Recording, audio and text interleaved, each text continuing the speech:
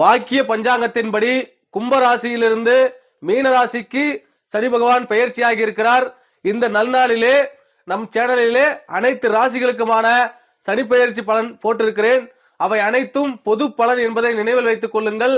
உங்கள் சுய ஜாதகத்திலே சனி பகவான் எங்கிருக்கிறாரோ அவரின் நிலை என்னவோ அதை பொறுத்து உங்களுடைய பலன் மாறும் என்பதை புரிந்து கொள்ள வேண்டும்.